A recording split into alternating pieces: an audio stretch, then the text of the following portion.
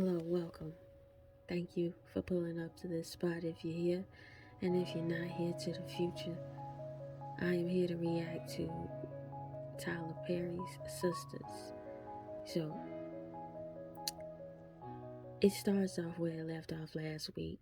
Zach down to the property or the home in which he's trying to buy, and the offer was accepted. The cute, unattractive nigga come down, put a backup offer with the same realtor that Zach has. I guess one realtor is working the property. Anyway, so the cute, unattractive nigga and Zach go back and forth for the umpteenth time talking about him putting a backup offer and where he get the money from. Aiden, the cute, unattractive niggas in the realtor away.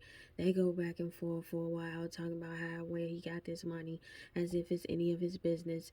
And he said it is his business. He made it, Zach made it his business when he got with Fatima. Fast forward in the conversation, Zach basically bossed up on his ass and was like, gee, you's a lame. And if you think I'm gonna have any fear in my heart because of you, bless your heart. Now take your ass the fuck up out of this place. And so he leaves. Then the next scene was Karen went down to Danny's place of employment to talk to Zach. Zach left as Danny told her last episode that he was leaving. She get down there. Danny must have expected her crazy was gonna follow through. She get down there and make a cringe-worthy scene of herself in front of her homegirl asking to speak to Zach and having Danny to call Zach. And in no uncertain terms, Zach like, I ain't trying to talk to this hoe. Anyway, Karen asked for the phone and to talk to Zach and basically said something to the effect of, he ain't angry when he say it, so I'm gonna need him to say it face to face to me. And woo do boo up the bam. They settle on meeting up at Danny's apartment to settle this. All the while, I'm thinking, Danny, why you ain't say hell no? Y'all can take that shit to Starbucks, but not over here though. Anyway, so then they fast forward to the next scene. The next scene, I believe, was down to the currency exchange. Marie, Sabrina, and Jabari come down there with look like gas station flowers to give to Sabrina and apologizing and is trying to get her to talk to him one on one. Maurice calls himself taking up for her because he had accused her of sexual harassment. But then he tried to make some excuse up like, girl, that's why I pulled you to the side and told you woo up the band. When I get angry, I do stupid shit. Well, thanks for letting me know that you a fucking minefield. And bye. And so he hands her the flowers, asks for his job back. The audacity. I tell you one thing about the Tyler Perry character. They got something like audacity at every turn. But anyway, so fast forward, Jabari gets denied on the job request, and then he has another nerve in him, which asks Sabrina. He asks her out on a date, and I guess she rejects it. Then we catch up.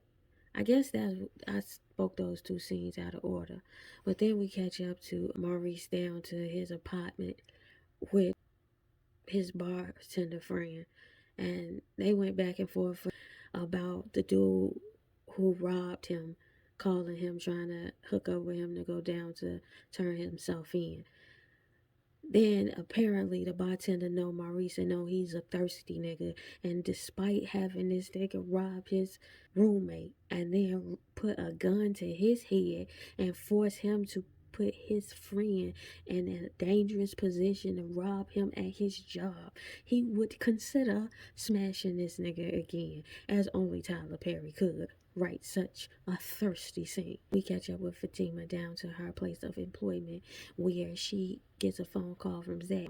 She calls him from the cell phone. They get to conversing and he brings up, listen, instead of just getting into the conversation, it has to be this dance of foreplay to just speak the basic information of the conversation. But he finally comes out and say, Karen asked me to come meet up with her for closure, face to face, and she wants you back, G. And he's like, why is you acting like that? I'm at work, nigga. You call me to tell me this at work. What is your plans? What is you trying to do? Zach go, I'm going down there to, give her the closure she need at Danny's house. All right. He's like, don't be like that. What else way do you want me to be? Is what she says. She's at work. So anyway, she goes, maybe it's a good thing to see if you really over her. Yeah. Okay, then the next scene is um the salon, Karen's salon. Pam down to Karen's salon, and the salon is empty. Pam in the salon by herself in an ordinary amount of time before Andy walks into the salon. Andy comes in asking for Karen. Karen ain't down to her place of employment because she chases Zach. Asks where Karen. They don't know where Karen is. As she's there, Pam receives flowers on her behalf, on Karen's behalf. Pam tell Andy read the card, see who it's from. Andy was like, no, and you not going to either. And it's like, no, I already know who it is, Aaron. Aaron the only person who do stuff like that. So Pam asked, what you think about Aaron though? And Andy was like, I don't really know the nigga like that. I mean, he cool, I guess. I'm ad-libbing, but this is essentially what is going on. And so Pam go, I don't know. We did see his wife blow her head off in her salon right there. So I mean, I don't know about all that. I mean, when it happened, I was like, and then Andy gonna interject, trying to help protect Karen. Hell no, girl. I was trying to run the fuck up out of here because I love my life. I mean, your friend is my boss, not my friend. Anyway, now we back down to Tyler Perry Studios, still down to the salon. So as we still down to the salon in this long scene, Pam then run down all of Karen's information, how she think Aaron is gonna propose, which Andy already know he has already proposed because Sabrina spilled the tea. So Pam then runs the information about Karen needing money to Andy, and now Karen is showing back up to her place of employment. Andy asked where she been, whoop the whoop, whoop up the band. Andy basically saying, I was just trying to be fair. I'm trying to be a friend. I would want you to do the same thing. And Karen go, I doubt that. And I'm with that. Like, you say that, but I doubt that. Andy asks, I don't believe you. We saw how you reacted to Gary. And Gary offered you nothing but dick at inconvenient hours. But let's get back down to this conversation. So the long and short of it is, Andy is like, girl, why is you going through all of this? So Karen admits she finna see Zach and get this clean break. She don't care if she talk to him along with Fatima. It don't matter to her. She need to talk to him. And Andy is like, girl, why? And Karen go, Chief, listen, I got this man over here that's good to me. And I'm saying Zach's name. I need to figure this shit out. I need a fucking clean break. Now, while all that sounds like it means something, girl, that ain't the way you break though, because it's like you obsessive. Don't let that man drill into your head that you need to talk to Zach to make the clean break, because I still don't think that's a clean break. And he was like, why you need that from him, G? He said, because I need a clean break. And he said, well, do you know something? And that's what Karen goes. And Andy's like, no, I'm saying what I said. And Karen is like, girl, what is that though? You ain't said shit for real. But let's get back to it. Whatever. So Karen and Andy keep going back and forth with the same dialogue. And essentially Andy saying she's sick of being put in the middle of it. But you ain't even been in the middle for that long. And though Andy is making sense in this moment, I find it inconsistent with the person she is, though, because she does the dumbest shit and wants to be coddled with the fuck shit she do. Bitch, you got your whole life repoed for some dick that was dropped off at some inconvenient hour of the day. Bless your heart for being strong-minded and wise in this moment to tell your friend, this ain't it, girl. Girl, why would you admit that you need to go talk to Gary as you trying to give good advice? So Karen is asked to call Andy, and she's like, "It what exactly for? You ain't in the middle of it, right?" And Andy was like, they called me. Now we down to Sabrina tip. Essentially, you know Calvin finna slide. Wardrobe hates Sabrina. Sabrina calls Danny. I see the problem. The issue is he has he has a scene where there's action in it, and then he'll run down the scene he just did with a conversation on the phone with the homies. When in other scenarios, you will pick up that scene with the homies meeting up with each other or one sliding on each other, already knowing what had happened already, because they finna then unfold the story a little bit more. What he does though is set something up, stay on the outskirts of the conversation. Why you wanna know? Need to know. I have to know. Why you wanna know? Whose door is this? This door right here. Open that door. The door I'm standing at. You know what I'm saying? That back and forth banter is what causes these elongated scenes. And so, because of that, there's no room for no real action to take place and no progression in thought and a plot. You get 42 minutes, G. You can be full action packed. And the reason I know that, because now I kind of fucks with that show, Our Kind of People, because every episode, you know, you're going to get some new information.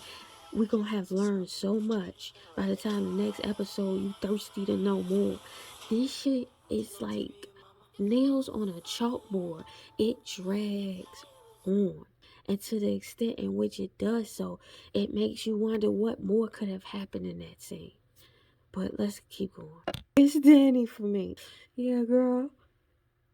What? That's crazy.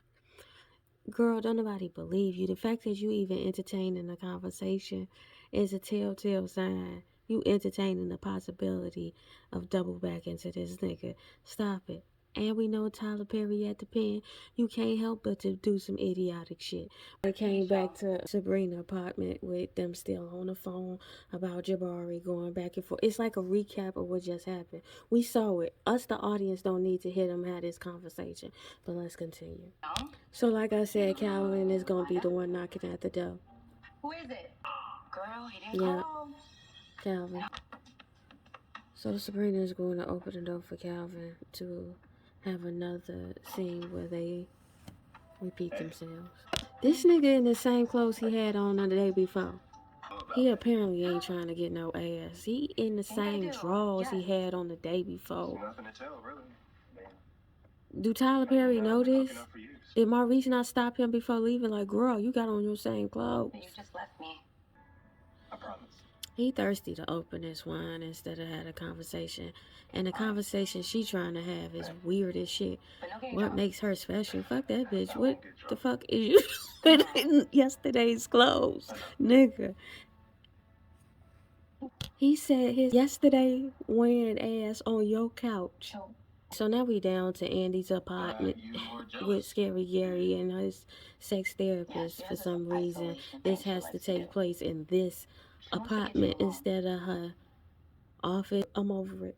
Because this B word gonna basically tell him that he goes blaming himself for saying that he put Andy through a lot. No, this nigga put Andy through a lot, albeit she voluntarily signed up for the horror ride. That was Scary Gary, but she did go through a lot, and she came through on the other side, yet still alive. So we should give him some credit when he says he put this B word through a lot. Understand? This B word did go through a married man, and that's another thing about this show.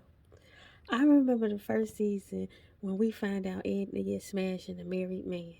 And they bring up the fact that they had to make a pact that they wouldn't smash married man. Why was there a need to make a pact to not smash a married man? Beloved, why is this a thing? But anyway, let's get back down to Tyler Perry Studio.